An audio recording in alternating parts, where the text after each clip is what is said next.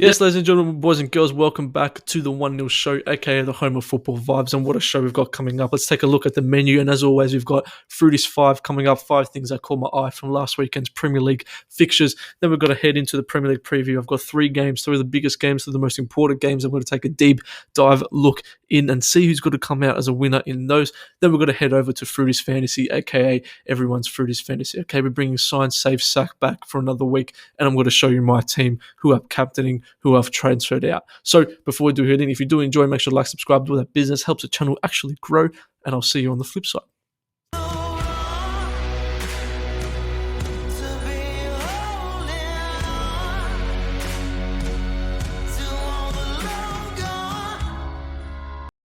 Yes, that's right, ladies and gentlemen. Thank you once again. If you are new, please make sure you like and subscribe to the business. It all actually does help out with the channel just a bit. Now, before we do head into Froutys 5, Man United, okay, we lost to Young Boys. What the fuck was that? Terrible stuff. I'm not going to touch on the Champions League too much, okay, because at the point of recording this, it's only been the first day of games. Maybe next week or maybe later on, I might make a separate video on the Champions League, but we'll touch on that. United, terrible. Okay, but let's just put it to the side. Young Boys, relax. You don't want to beat Young Boys. What are you trying to show that you beat Young Boys? Exactly. So to start off with Froutys 5, we've got to go, and it's a bit weird that I'm saying it right now, we're going to go for a see at Old Trafford. Oh my goodness. Old Trafford was buzzing. Old Trafford looked like Hollywood. It was like they were just about to release a new J-Lo film clip. Okay, it was unbelievable. Everyone was keen. Everyone was excited. Okay, Ronaldo coming to Old Trafford against Newcastle. It nearly didn't write in old fairy tale story, so I don't know what happened then. Okay, nearly Newcastle came to ruin the party, but like all goats do, they come bang, 2-1. Thanks for coming. Jesse Lingard got on the score sheet. Unfortunately, screwed up today, but that's all right. Okay, so Ronaldo at Old Trafford, it was unbelievable. Got on the score sheet this morning in the Champions League as well. Cheeky little tap in once again, which we love. Quality finishes, getting the right positions. I can taste and sense a bit of jealousy from the opposing teams. I think a lot of people want to see him fail, and a lot of people want to see United fail, but that's just what comes with the pressure of having Ronaldo in your team. There's no excuses for United now. The loss this morning that we had shouldn't be happening, but I'd rather it happen right now in the season as opposed to about 20 weeks' time. So we move on. Next up, Arsenal are Norwich level. And that's not even a joke. I'm not even trying to be funny and banter and make a banging TikTok video. Arsenal are Norwich level. They suck. They just scraped that. And I don't know if you've seen the Arsenal fan TV clip where one of the new guys, he's saying, we just beat them. And Robbie's like, no, we didn't. Bro, you did. You just beat Norwich. And all credit to Norwich and all respect to Norwich, okay? But got to give them a little bit more respect. But they're not a great team. Arsenal Football Club should be demolishing Norwich.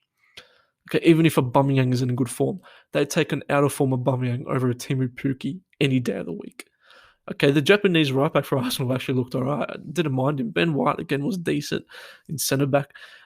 But look, Arsenal, I truly believe they could be maybe Norwich level. And it's maybe a bit of an overreaction. Drop in the comments, is it an overreaction? But I'll tell you what, Arsenal, I wouldn't be too happy with that win over Norwich. But finally, you got a goal. So next up, we're going to go Harvey Elliott, a bit of a more sadder note. Young, and even as a Manchester United Liverpool rivalry, you don't want to see a young baller like that getting in such a serious injury. I know just right now, some of the boys sent in his comments on the post where Leeds tried to appeal the red card.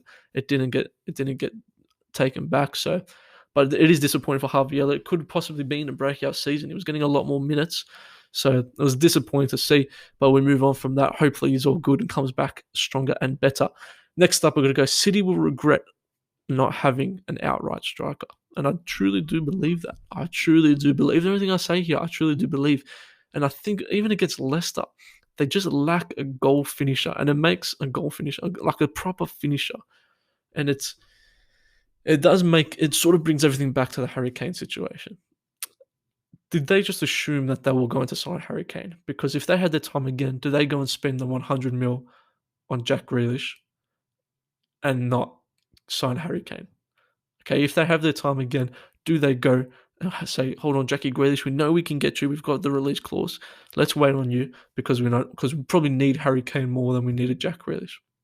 Maybe they were a little bit too big for the boots. They maybe thought they could boss Tottenham around a little bit, boss Daniel Levy around a little bit as well. Ultimately didn't happen. And Ferran Torres is a baller, very good player, a very underrated player as well. But I think even the Leicester game, it showed that throughout the season they're going to miss a proper striker. We could come back to bite our words, but I think City will miss at the end of the season just that top finisher. Okay, so like I know you can't always have a Ronaldo, but Ronaldo, even though yes, it's a tap in, you have to be in that position to get that ball. So it's got to be interesting. And the next up, we've got Leeds. Are Leeds suffering second season syndrome? So if you don't know what that is, second year they've been promoted. Okay, so they got promoted last season. Now they're in their second year. They had a tremendous season. Yes, they've played, Man United, Liverpool. Leeds had a bit of expectation this season. Not expectation to maybe break into the top four, but they had expectation to be, if not a little bit better than what they were last year. And it's still very early doors. But they were bad.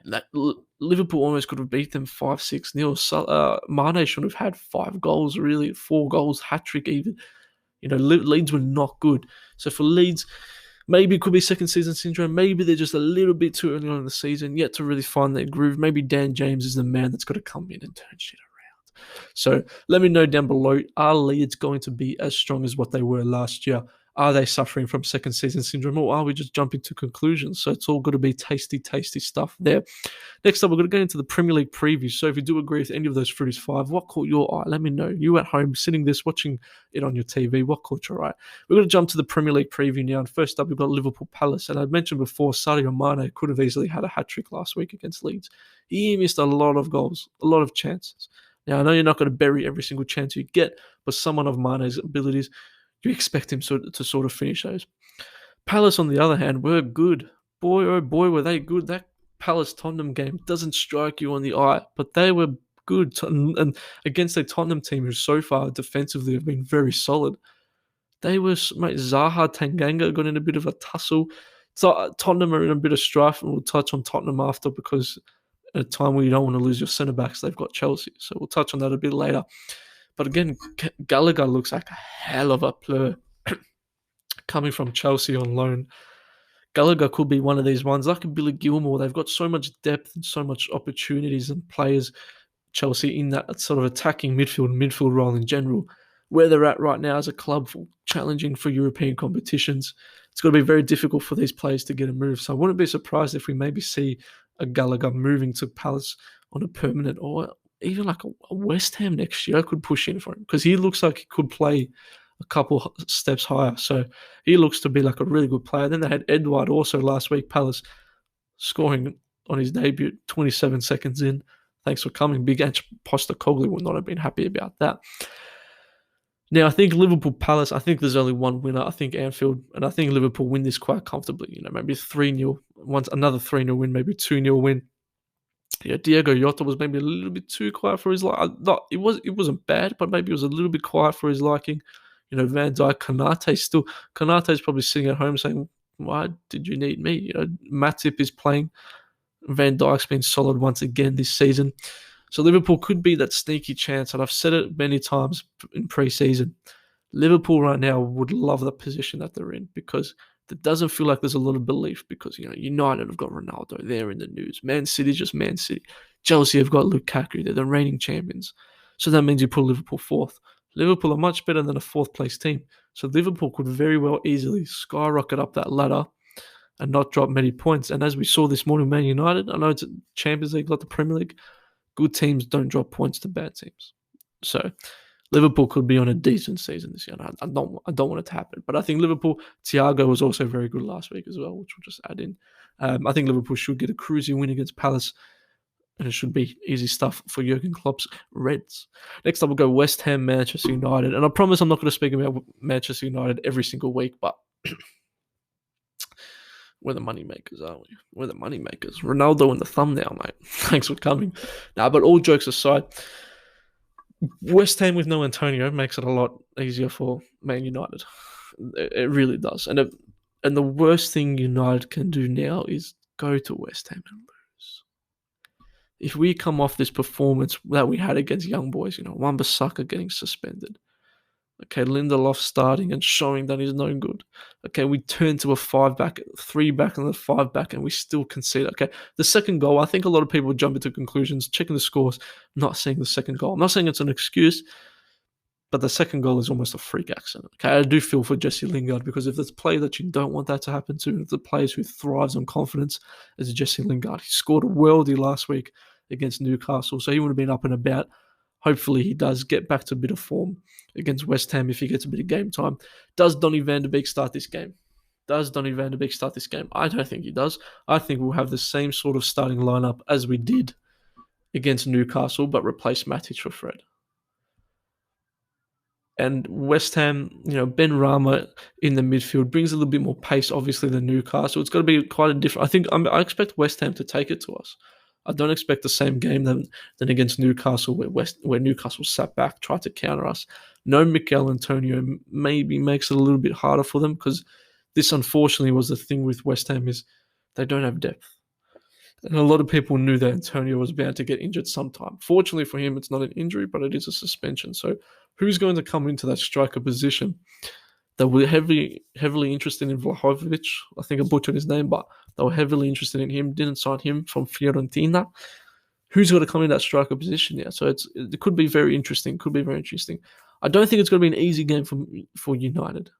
Okay, does Ronaldo score once again? I pray, because there's going to be a lot of haters. I do think Jadon Sancho needs to lift a little bit, and I do feel for him. I do feel for Sancho a lot, actually, because he's got that Havertz and all that, and the Werner, all that sort of thing about him. Chelsea fans are all out of their fucking shell. They think they can talk shit about anyone. Sorry, I got a bit heated then. So I think Sancho needs a big performance. Greenwood, hopefully. I'm going to go 2-1 win. I think this could be game of the week. I think we could see West Ham, Declan Rice could boss that midfield. We know our midfield isn't good. Could boss that midfield. Okay, Bruno Fernandes almost seems like the player who's bringing his kid to work. And not his kid, but like his dad to school. It's like, Dad, don't embarrass me. So he tries extra hard. So Manchester United, I've got to go for a 2-1 win, and hopefully it's good. Next up, we're going to go Tottenham versus Chelsea. And like I said, if there's a week and a game and a team that you don't want to play, when you're losing 2 of your centre backs, maybe 3, depending on Sanchez, it's this game. Okay? Because Chelsea, we know Rom is a beast. He scored in the Champions League this morning. Lukaku is on fire. Okay? Tottenham were so bad against Palace. They were so bad. Harry Kane didn't touch the ball in the box. Son was quiet. They were very, very poor. And Tanganga had just a brain fade, whatever he did to Zaha, just stupid stuff. Okay, then Dyer obviously came off injured previously to that, so they lost 2 of their centre-backs. Tanganga had to slide into that centre-back role because Davinson Sanchez was in quarantine. So what's going to happen with this centre-back? We could honestly see a 3-1, not even just a 3-0, 3-1 smacking by Chelsea, because I think Lukaku will run absolute riot. And I actually wouldn't mind it to see the Tanganga versus Lukaku battle, because Tanganga, if he's on, he's a strong boy. He's a strong boy. So he could have caused maybe a little bit of stress to Romelu Lukaku. And now with Froth and maybe Sanchez coming in, Romero maybe comes in. I don't know. They had a good 3 weeks, Tottenham. I think it could go a bit downhill from then on. So I'm going to go Chelsea, 3-1 win, as I mentioned previously. So those are the 3 games I'm going to focus on, ladies and gentlemen. If you think your team, drop in the comments down below your team and who they're playing. Drop in your match predictions. Drop in, will Ronaldo score? If Ronaldo scores, I'll do a giveaway. But if you got to this point, you have to comment, see, okay? Then you can enter the giveaway, and I'll tell you what the giveaway is. Now we're going to jump over to Froutys Fantasy. Okay, Froutys Fantasy. I love it. I love Froutys Fantasy. Froutys Fantasy gives me a bit of energy in the morning. I wake up and I think of Froutys Fantasy, and I just go, damn, Froutys Fantasy is bloody awesome. It's bloody awesome, isn't it? Now we're going to go into sign, safe, sack. Okay, so if you're unaware, sign, player I think you should sign. Sack, player I think you should get rid of. And safe, a player that I think, hey, just keep him, relax. He'll be good. Now, first up, and I just mentioned about him. I just gave him big raps. Could be an interesting one because his fixtures maybe aren't that favourable. I mean, Tottenham, I think he could have a huge game. Then he's gone Man City after that. Romelu Lukaku. I think you need to bring in Romelu Lukaku. And whether it means You maybe sacrifice a little bit in your midfield. Okay, I think if you can have a Lukaku-Ronaldo strike partnership, that would just be an absolute madness. That's just points galore.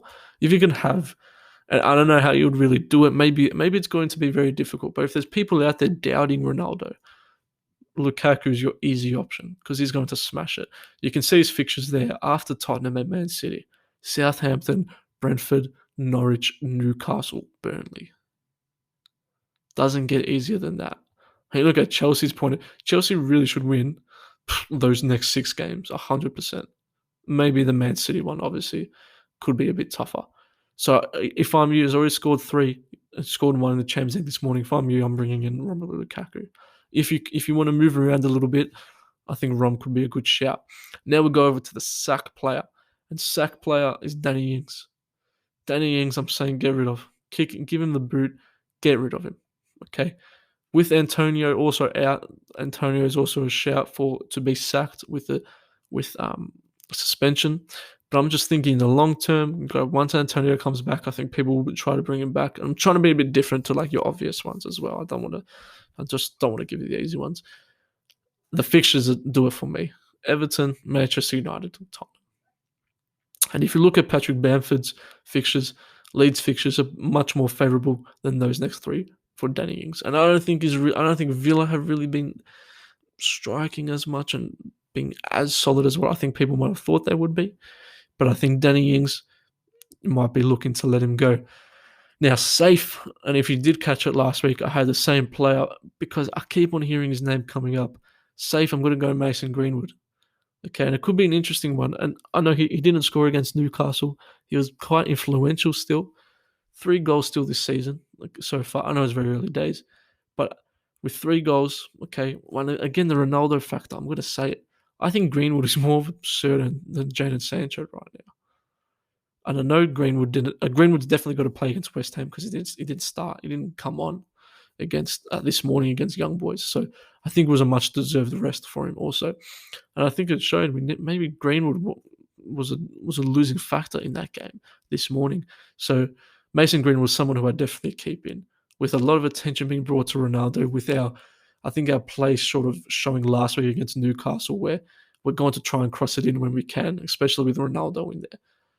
Greenwood can whip a ball in, so you might be seeing a couple more assists than what you usually would for Mason Greenwood as well. So for now, I'm going to keep Mason Greenwood in there, and I think it could be a bit of a moneymaker for you.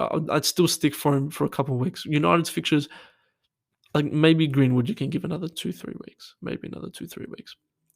So that's going to do it for sign, safe, sack. And then we're going to get into my team for this week and the team that I'm going to go in for. And last week, my points, 2 red cards in the team. It was my wild card team. 2 red cards in the team, Tanganga and Antonio. 2 red cards in the team. What am I meant to do? I did have all green arrows, which is positive.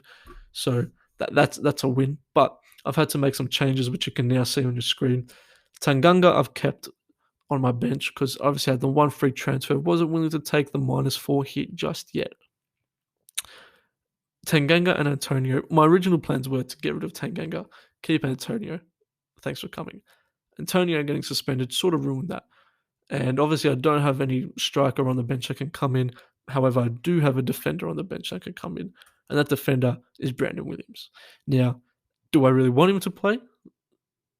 Like in my team? No.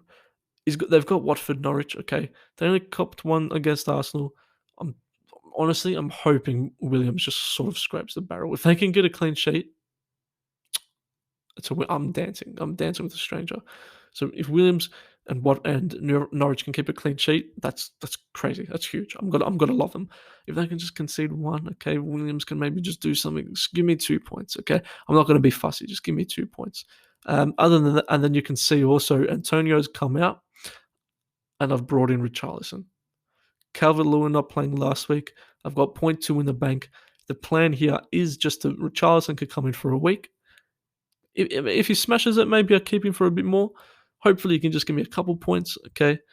And then I'll bring in Antonio for the week after. From here on in, I do really want to sign a Chelsea centre-back, Chelsea defender. whether that's a Reece James. I'm not going to have the funds for Reece James.